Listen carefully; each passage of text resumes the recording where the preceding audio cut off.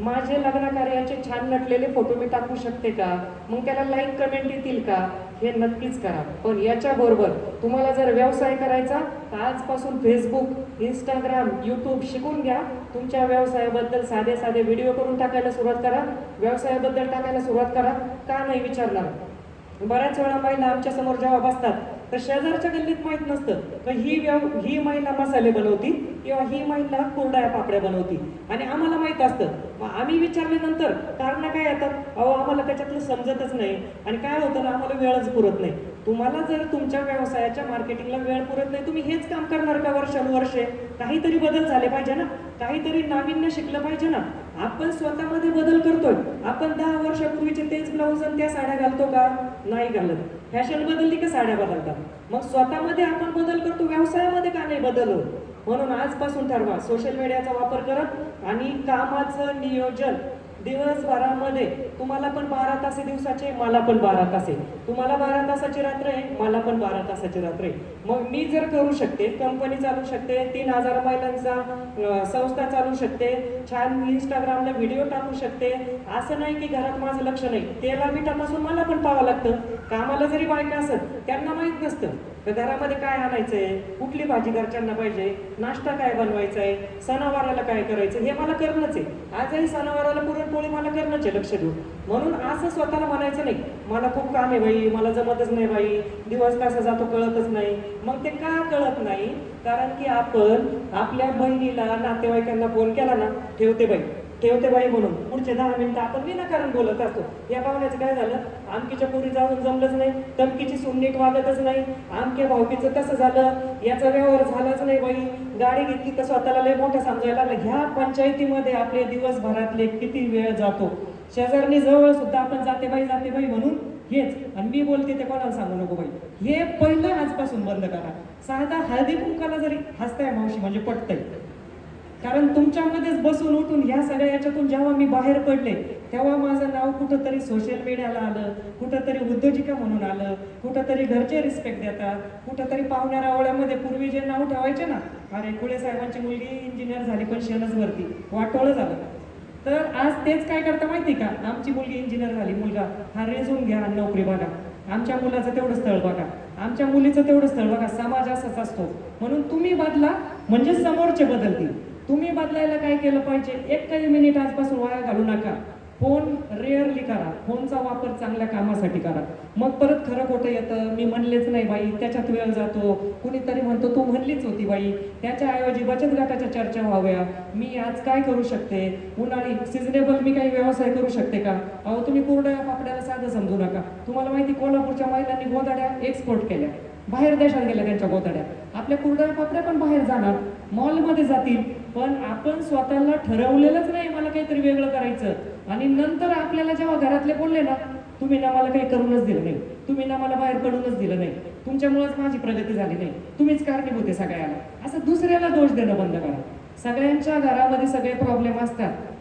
तुम्ही जर एखाद्याची सुने, मी पण सुने कोणाची तरी, तुम्हाला सासू जे बोलणार ते मला पण बोलणार, तुम्हाला नवरा जे बोलणार ते मला पण बोलणार. पण तुम्ही ठरवायचंय मला याच्यातून सकारात्मक घ्यायचं का नकारात्मक घ्यायचं. मग दिवसभराचं कामाचं विभाजन करा तासाचं, की मी स्वयंपाक करायला किती वेळ लावणार उठल्यानंतर, मी देवपूजा करायला किती वेळ लावणार, मी माझे छंद जोपासायला किती वेळ लावणार, मग मी पाहुण्या रावळ्यांशी बोलायला किती वेळ लावणार, मला दिवसभरामध्ये काही लग्न कार्य आहे तिथं मी किती वेळ जाणार, मी माझा टाइमपास कुठं होतो आज तुम्हाला कळलं बघा. 12 तासामध्ये इतका टाइम उरणार आहे. तुम्ही जर असं चालू केलं तर तुम्हाला स्वतःला कळलं. व्यवसाय करायला रोज फक्त 1 तास ठेवा सुरुवातीला, म्हणजे त्या टाइममध्ये तुम्ही यूट्यूबला व्यवसायाच्या रिलेटेडच व्हिडिओ बघा, बचत गटाचं बघा, चांगल्या महिलांची मुलाखत बघा, चांगल्या व्यक्तींचं बघा. कारण मला अजून खूप मोठं व्हायचंय, तर मी माझ्यापेक्षा उच्च महिलांचे व्हिडिओ बघणार, मी माझ्यापेक्षा उच्च महिलांचे विचार बघणार. माझ्या आयुष्यातल्या आयडॉल सुद्धा मूर्ती, की इतकी साधी महिला त्यावेळेस इंजिनियर होऊन रतनजींना पत्र लिहिलं की महिला इंजिनियर काम का नाही करू शकत, किंवा स्वतःचा एवढा व्यवसाय असून जगातल्या 4-5 नंबरची श्रीमंत व्यक्ती जर इन्फोसिस फाउंडेशनच्या माध्यमातून गरिबांसाठी कार्य करतात तर मी काय करू शकत नाही. म्हणून ते असे तुम्ही आयडॉल ठेवा आणि ध्येय निश्चित करा. आजपासून छोटं का होईना ध्येय निश्चित करा, की मी या महिन्याच्या एंडपर्यंत स्वतःमध्ये हे बदल करत. मला जर जास्त मोबाईल पाहायची सवय तर मी ती कमी करत. 4 तासाचे मी 2 तास करेल स्क्रीनिंग टाईम माझा, किंवा घरामध्ये मी किती वेळ केला पाहिजे, त्याच्यानंतर मी मैत्रिणींमध्ये किती वेळ घातला पाहिजे, मी माझ्या व्यवसायाबद्दल काय काय व्हिडिओ पाहिले पाहिजे, हे पहिलं करा. जशी लग्नाची सप्तपदी असते तशी व्यवसायाची देखील सप्तपदी असते, लक्षात घ्या. मग त्या सप्तपदीमध्ये काय आहे, सगळ्यात पहिलं पंक्च्युअलिटी म्हणजे तत्परता. तुम्ही विचार करा, आज कार्यक्रम 11 वाजता होता, किती महिला होते इथं 11 वाजता? कुणी हात वर करतं का? कार्यालयाच्या बाहेर मी 11ला 10 कमी असताना होते. अर्चना मॅडम आणि बाकीचा स्टाफ मला वाटतं 8 वाजेपासून असतील इथे. 8 वाजेपासून सगळा स्टाफ इथे आहे. कारण हा कार्यक्रम जरी तुम्हाला 3 तासाचा दिसत असेल तर याच्या मागे त्यांचे महिन्याभराचे कष्ट असतात. अजून पण बिचारे उभे आहेत. यांना काही वेगळं पेमेंट आहे का तुमच्यासाठी? यांना आवड आहे म्हणून ह्या काम करताय. मग यांची उभारी कशी वाढवली पाहिजे तुम्ही? आजपासून गेल्यानंतर 5-5 महिलांना सांगा मी काय सांगितलं ते. पुढच्या कार्यक्रमाला येताना प्रत्येकीने 5-5 मैत्रिणी आणा. पिक्चरला जाताना मैत्रिणी ऐकतात, साडीचा सेल लागला तिकडे जाताना मैत्रिणी ऐकतात, लग्न कार्याला जायला मैत्रिणी येतात, इथं का नाही आल्या? आणि अशी मैत्रीण निवडा जी तुमच्या व्यवसायाबद्दल बोलन, चांगल्या कामाबद्दल बोलन आणि तोंडावर बोलणारी मैत्रीण पाहिजे. अशी मैत्रीण नको की सेल लागला चल अमुक ठिकाणी बाई, मला हे लय स्वस्त भेटलं बाई, तू तर गेली नाही, तुझा सगळा स्टॉक संपल्यावरच तू गेली बाई. अशी मैत्रीण कधी ठेवा? जेव्हा तुम्ही स्वतः सक्षम होताय, स्वतःचं काहीतरी नावगाव होईल. बघा, तुम्ही नवऱ्याने तुम्हाला 1000 रुपयाची साडी घेऊ द्या आणि तुम्ही स्वतःच्या कष्टामधून 300 रुपयाची साडी घ्या, ते समाधान वेगळं असतं, लक्षात राहू द्या. त्यावेळेस स्वतःला किंमत कळते आणि स्वतः जेव्हा तुम्ही कमवायला लागता ना तेव्हा तुम्हाला पैशाची किंमत सुद्धा कळते. कारण दुसऱ्याने दिलेल्या आहे त्या गोष्टीचं महत्त्व वाटत नाही. हा माझा स्वतःचा अनुभव आहे. आणि किंमत न बघता वस्तू विकत घ्यायची असेल तर वेळ न बघता मेहनत करावीच लागेल. म्हणून आजपासून सगळ्यांनी ठरवायचंय. आता मी जास्त जर तुम्हाला उपदेशाची डोस पाजली, तुम्ही काय म्हणणार, त्या मॅडम कोणतरी बोलावलं होतं यांनी, माझाच ऐकन माझाच ऐकन, खूप बोलल्या आम्हाला, खूप बोलल्या. पण माझ्या माता भगिनींनो, हे कळकळीचे बोल याच्यासाठी आजही मी एकही मिनिट टाइमपास करत नाही. गाडीत बसून पूर्ण कंपनीचे फोन चालू होते, आमचे पुढच्या कार्यक्रमाचे फोन चालू होते, पुढच्या मीटिंगचे फोन चालू होते. तुम्हीही एक वेळेस असे व्हा, तुम्ही अवेलेबल कंटिन्यूअस जर अवेलेबल होत आहे तर तुमची किंमत वाढवण्यासाठी तुम्ही बिझी राहा. आणि तुम्ही स्वतःबद्दल पॉझिटिव्ह विचार जर केला की बऱ्याच जणींना एक स्वतःच्या मनात आतल्या मनालाच ते सिग्नल देत असतात की मला हे जमणार नाही. आजपासून स्वतःला म्हणायचं आय कॅन डू, मला हे जमणार, मी करणारच. राहीबाई, पद्मश्री राहीबाई पोपेरे अडाणी, तुम्हाला माहिती, सीड माता म्हणतो आपण त्यांना, बीज माता म्हणतो, की त्यांनी जर स्वतःच्या बिया गोळा करण्याचं सातत्य ठेवलं, देशी बियाणं, आज त्यांची सरकारने नोंद घेऊन पद्मश्री मिळाली. तर आपण कुठं कमी? त्या पण तुमच्यासारख्या ग्रामीण भागातूनच आहे. मी पण ग्रामीण भागातूनच पुण्यामध्ये आले. मी मोठ्या मोठ्या सेमिनारला, वुमन समिट असतात बघा, वुमन समिट म्हणजे परिषद म्हणू आपण त्याला, महिला परिषद, 5 स्टार हॉटेलला असतात. मला कधीच वाटत नाही ह्या बायका एवढं छान स्टँडर्ड त्यांचे कपडे, मग आपण अशा प्रकारे गेलो, मग आपण साधं दिसतो का साडीने, कधीच वाटलं नाही. कारण स्वतःवरचा विश्वास आहे की यांच्या कपड्यापेक्षा माझे विचार ब्रँडेड आहे आणि मी बऱ्याच महिलांना सक्षम करू शकते. आणि आज मला जे मिळालं, मला जो संघर्ष आला तो तुमच्या वाट्याला येऊ नये आणि तुमच्या सगळ्यांसाठी मी उपलब्ध राहावा, हे शेवटच्या क्षणापर्यंत मी स्वतःला ठरवून घेतलेलं आहे. कारण तुम्हाला माहिती, एखाद्या गोष्टीचा नाश झिजून पण होतो, गंजून पण होतो. नाही वापरली तर गंजून होतो आणि वापरली तर झिजून होतो. अंत तर होणार नाही, पण कसा झाला पाहिजे की आपल्या आयुष्यातील क्षण ना क्षण दुसऱ्यासाठी कामी लागला पाहिजे. आजही महिला फोनवर आमच्या राणी मॅडमकडून अपॉइंटमेंट घेऊन म्हणतात, आम्हाला मॅडमशी फक्त 2 मिनिटं बोलू द्या. आम्हाला त्यांचे व्हिडिओ पाहिले ना, आम्हाला जगण्याची प्रेरणा मिळते, आम्हाला सकारात्मक वाटतं. आणि आम्हाला जेव्हा आता का आमचा जागतिक महिला दिनाचा संस्थेचा कार्यक्रम झाला, नाशिक, छत्रपती संभाजीनगर, पनवेल, मुंबई, लांबून लांबून महिला आल्या. काही महिला तर फक्त मॅडम आम्ही तुम्हाला पाहायला आलो. आमची महिन्याची शेवटच्या तारखेला जी मीटिंग होती, तुमच्या मावळातल्या काही महिला येतात, तळेगावच्या काही महिला येतात, इंदोरीच्या काही महिला आहे आपल्या संस्थेमध्ये सदस्य, आणि त्यांना इथून व्यवसाय जातो. एक केक बनवणाऱ्या ताई आहे, आता यांना माहिती असेल, दाभाडे ताईंना, भूमीच्या केक शॉपला मी उद्घाटनाला आले. साधी घरगुती केक बनवणार आहे, तिला सांगितलं तुझ्यात काय आहे, तू काय करू शकते. आज तिच्या केक शॉपला इतक्या ऑर्डर आहे नॉनस्टॉप. फक्त सांगितलेलं ऐकलं पण पाहिजे. इथं ऐकलं सोडून दिलं असं करू नका, कारण असं जर केलं तर तुमचा तोटा आहे त्याच्यामध्ये. 10 महिला मिळून का होईना काहीतरी तयार करा आणि तयार केलं तर ते विकता पण आलं पाहिजे. कारण एखादी गोष्ट तयार करणं सोपं असतं पण ते विकणं अवघड असतं. मग मार्केटची गरज काय त्याच्यावर हे करा, अभ्यास करा, डिजिटल कौशल्य शिका. बऱ्याच ठिकाणी इव्हेंट मॅनेजमेंटसाठी लोक लागतात, ते शिका. ट्रेंडिंग बिझनेस काय सध्या चालणार आहे त्या बिझनेसवर फोकस करा. माझे व्हिडिओ आहे ट्रेंडिंग बिझनेस. आम्हाला सारखे फोन येतात, घर बसून करता येणारं काम द्या.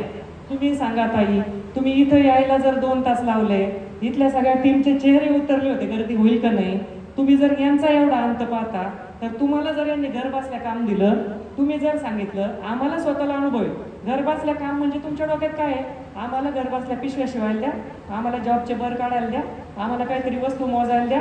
मग तुम्हाला देणारा माणूस वेगळा, घ्यायला येणारा माणूस वेगळा. परत तुमचं जर टार्गेट आहे तुम्हाला 500 पिशव्या शिवायच्या आहे, मग तुम्हाला जेव्हा पिशव्या शिवायला त्या दिवशी घ्यायला माणूस आला ना, तुमचे डायरेक्ट कारण असतात. अहो पाहुणे आले, झालंच नाही, मुलगा आजारी पडला, मिस्टर बोलले, मग घरामध्ये असं झालं. हे कारण देऊन आहे ना तुम्ही स्वतःच्या बरोबर दुसऱ्यांचा पण विश्वास संपादन करू शकत नाही. म्हणून घर बसल्या काम कुणीच मागू नका. आज इथं ज्या येऊ शकता ना, ज्या आल्या ना या कार्यक्रमाला, बळजबरीने किंवा ना, भविष्यात तुम्ही काहीतरी करू शकता. तुमच्यासाठी टाळ्या झाल्या पाहिजे. कारण इथपर्यंत येणं ही पहिली स्टेप आहे की तुम्हाला जेवढ्या बचत गट आहे, मी तर सगळ्या टीमला सांगेल, त्यांना फ्रीमधल्या मशीन देऊ नका, फ्रीमधले क्लासेस देऊ नका. तुम्ही फ्री शब्द काढा. आम्ही फ्रीमध्ये 500 फॉर्म भरून घेतले संस्थेचे, मिटिंगला सुद्धा बायका येत नव्हत्या. 99 रुपये फीस गेली फॉर्मची, यायला लागल्या मिटिंगला. कारण फुकटच्या गोष्टीचं महत्त्व पटत नसतं, लक्षात घ्या. म्हणून फक्त आम्हाला पण काय फोन येतात माहिती का?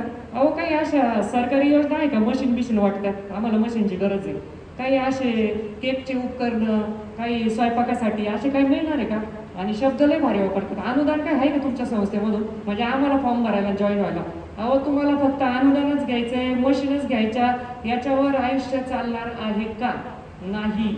भारतरत्न डॉक्टर बाबासाहेब आंबेडकर म्हणतात, एखाद्याला आयती भाकरी देण्यापेक्षा भाकरी कमावण्याची कला द्या. तुम्हाला आम्ही कला देतोय, उमेदवारी तुम्हाला कला देत आहे. लेडी बॅम्पर फाउंडेशन तुम्हाला कला देते. तुम्हाला आयतं पाहिजे. घेतलं चिरकाल टिकणार नाही. आपण पहिलं काय म्हणायचो, मुलीला मुलगा पाहताना काहीतरी धडपड करणारा मुलगा बघा, आयत्या प्रॉपर्टीवरचा मुलगा नको. कारण त्याला ते टिकवता आलं पाहिजे, त्याला ते वापरता आलं पाहिजे, त्याने आज्यांनी बापाने कमावलेल्या प्रॉपर्टीचा नासधूस नाही केला पाहिजे आपण म्हणतो. मग तुम्हाला या सवयी कुठून लागल्या? आम्हाला अनुदान पाहिजे, बचत गटाला अनुदान पाहिजे, आम्हाला मशिनरी पाहिजे, आम्हाला हे पाहिजे, आम्हाला ते पाहिजे. तरी पण बिचाराने तिथं पण येताना एक पिशवी ठेवली, छान गुलाबाच्या फुलं देताय, छान तुमचं स्वागत करताय. आता केलं काय पाहिजे तुम्ही उद्योजिका होण्यासाठी? लक्षात घ्या सगळ्यांनी, आज जे सांगितलेलं आहे छोट्या छोट्या गोष्टी, टपरी ते फॅक्टरी एकच फॉर्म्युला असतो, कुठलाही व्यवसाय असू दे. मग तो मोठा व्यवसाय असू दे, छोटा व्यवसाय असू दे. जाता जाता व्यवसायाची सप्तपदी सांगेल. सगळ्यात पहिलं होतं तत्परता, पंक्च्युअलिटी. तुम्ही वेळेवर ठरवा. मी स्वतः जर पोहोचते तरच मी तुम्हाला सांगू शकते. आधी केले मग सांगितले. मी तुम्हाला लांबलचक भाषण देणारा, उपदेश करणार, आणि मीच जर तिथं वेळेवर नसेल तुम्ही मला फॉलो नाही करणार. दुसरी गोष्ट कन्सिस्टन्सी. व्यवसाय चालू करतात एकदम उमेदमध्ये 8 दिवस 15 दिवस एखादा गाळा घेतात, गाळ्याचं भाडं, घरचे पण मस्त मोठं उद्घाटन करतायत. 8-15 दिवसांनी गिरायक कमी झाले का मूड कमी होतो. नको बाई, मग मला तर असं वाटतं आता भाडं भरीन का नाही मी. मग 4 नातेवाईक सांगणारे असतातच, बाई आमकीने बुटीक टाकलं, तिला तर फार भाडं पण भरणं नाही झालं, 6 महिन्यामध्ये बंद करावं लागलं. कारण नातेवाईक तुम्हाला असं नाही सांगणार, तमकीने त्या बुटीकमधून खूप मोठा व्यवसाय मोठा केला. म्हणून निगेटिव्ह ऐकायचं नाही, कन्सिस्टन्सी, सातत्य ठेवायचं. जे सातत्य तुमचं घरामध्ये रुटीन असतं, जेवायच्या वेळेला आपण जेवण करतोय, आंघोळीच्या वेळेला आपण आंघोळ करतोय, मोबाईल चार्जिंगला लावतोय, तसं सातत्य ठेवा. नंबर 3ची गोष्ट जर कुठली असेल, प्रायोरिटी सेट करा. म्हणजे प्राधान्यक्रम सेट करा की तुमच्या आयुष्यामध्ये जसं तुमचं फॅमिली प्राधान्य असलंच पाहिजे, फॅमिलीनंतर बाकीचं सगळं झाल्यानंतर माझ्या व्यवसायाला मी कुठल्या प्राधान्यक्रमावर ठेवलेलं आहे. बरोबर. टाईम मॅनेजमेंट करा. म्हणजे दिवसाच्या तासामध्ये मी कसं विभाजन करू शकेल. त्यानंतर तुमची क्वालिटी मेंटेन पाहिजे मालाची. तुम्ही जो माल देताय तो मार्केटमध्ये, समजा तुम्ही तिखट 250-400 रुपये किलो सांगताय, मग आम्हाला येऊन महिला काय म्हणते, आवडी म्हटलं तर 250 रुपये किलो आहे, तुमचं का म्हणून आम्ही घेऊ. मग कम्पेअर करायचं त्यांचं बल्क क्वांटिटीमध्ये म्हणून आहे का, तुमची क्वालिटी का, कॉस्टिंग व्यवस्थित काढा. कारण जर 800 रुपयाला ड्रेस मटेरियल भेटतंय, बाहेर स्टॉलवर तुम्ही 1200ला ठेवलं, कुणी घेणार नाही. मग माझा 800ला नसेल, 900ला असेल, पण त्या 100 रुपये एक स्टॉक आहे ते मला सांगता आलं पाहिजे. त्या 100 रुपयाची किंमत मी का लावली हे मला एक्सप्लेन करता आलं पाहिजे. येत आहे लक्षात? हॉनेस्टी म्हणजे प्रामाणिकपणा. व्यवसाय करत असताना तुमच्या कस्टमरशी प्रामाणिक राहा, तुमच्या सप्लायरशी प्रामाणिक राहा, जिथून तुम्ही कच्चा माल घेताय. प्रामाणिकपणा हे सगळ्यात मोठं धन आहे. तुमची प्रामाणिकपणाची पोहोच जर असली तर नक्कीच तुमच्यावर लोक विश्वास ठेवू शकतात. आणि सगळ्यात महत्त्वाचं जे असेल तर तुमच्याकडं बिझनेस विजडम पाहिजे.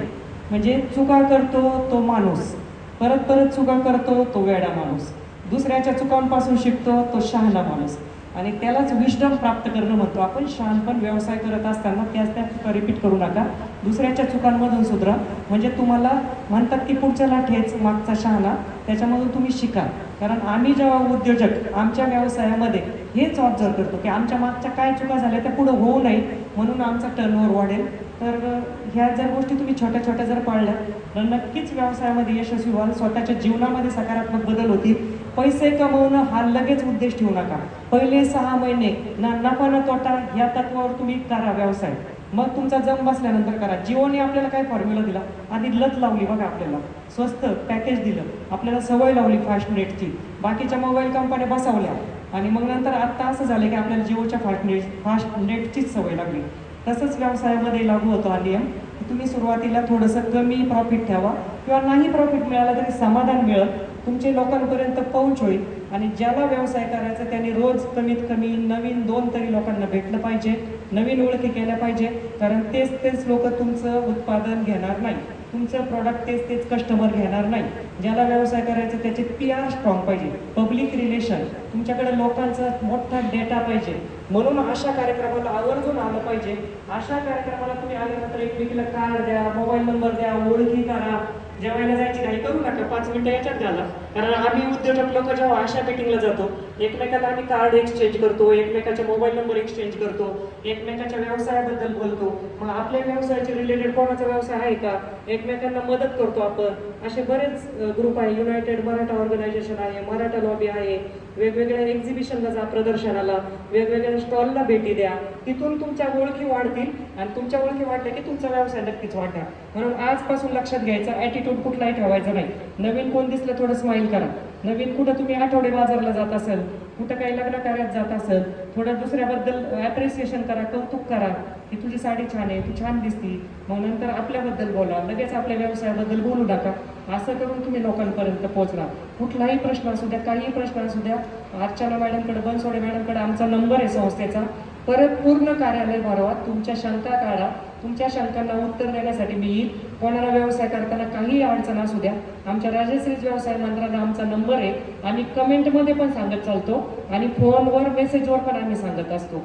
आणि आमच्या संस्थेचा फॉर्म जेव्हा तुम्ही भरता तर शाळेत जसा मुलाचा दाखला घातल्यानंतर त्या मुलाला 12 खडी शिकवली जाते, पाढे शिकवले जाते, उजळणी शिकवली जाते, तसंच आमच्या संस्थेमध्ये आम्ही व्यवसायाची 12 खडी शिकवतो. कारण व्यवसाय करा, मला व्यवसाय करायचा, मला काहीतरी करायचं असं सगळ्यांना वाटतं, पण त्याच्या स्टेप काय आहे, छोट्या छोट्या बेसिक स्टेप त्या पण आम्ही शिकवतो. फॉर्म भरायचा असेल कोणाला, अर्चना मॅडमला कॉन्टॅक्ट करा. नक्कीच तुम्हाला आमच्याकडून पॉझिटिव्हच रिस्पॉन्स मिळेल, काहीतरी चांगलं शिकायला मिळेल आणि सांगितलेल्या गोष्टी फॉलो करा. परत एकदा मला इथं बोलवलं आणि आम्हीच रिक्वेस्ट केली की सगळ्यात पहिलं आमचं घ्या, कारण आम्हाला पुढची नेक्स्ट मीटिंग आहे कंपनीची. कारण कंपनीला वाऱ्यावर सोडून मी तुमच्यासमोर उभी नाही राहू शकत, कारण पैसा नसेल तर हे सगळं मी करू शकत नाही. आणि कर्म महत्त्वाचं आहे. कर्मस्थान काय आमचं मॅग्नाप्लास्ट आहे, तिथं गेलं पाहिजे, रोजच्या रोज सातत्य ठेवलं पाहिजे, तिथून पैसा येणार. म्हणून मी 4 चाकी गाडीत तुमच्यापर्यंत येऊ शकल, छान कपडे घालून, छान ज्वेलरी घालून तुमच्यासमोर उभी राहू शकल. परत एकदा जाता जाता सांगेल, ना पूछो कि मेरी मंजिल कहाँ है, अभी तो सफ़र की शुरुआत की है, हौसला है जिंदगी में कुछ करने का, ये किसी से नहीं, मैंने खुद से वादा किया है. परत एकदा पूर्ण सगळ्यांचे मी आभार मानते इथं बोलवल्याबद्दल. आणि परत आपण संपर्कात राहू, नक्कीच आपण नवीन काहीतरी करू. आणि वुमेनच्या माध्यमातून, लेडी बँकवर्ड फाउंडेशनच्या माध्यमातून फायदा करून घ्या. कळकळीची विनंती करण्यासाठी मी इथं आले, कारण मला महिला सक्षम झाला खूप आनंद मिळतो. माझे मिस्टर नेहमी म्हणतात, तुला 5 स्टार हॉटेलला जेवायला नेलं तरी तुला तो आनंद मिळणार नाही, पण महिलांमध्ये सोडलं की तुला आनंद मिळतो. कारण मी माझी घडत तुमच्यासाठी सामान्य कुटुंबातून झालेली आहे. कुठल्या माझ्या बोलण्याच्या ओघातून काही चुकीचे शब्द दिले असेल तर दिलगिरी व्यक्त करते. परत एकदा सगळ्यांचे आभार मानते. जय हिंद, जय महाराष्ट्र, श्री स्वामी समर्थ. धन्यवाद ताई.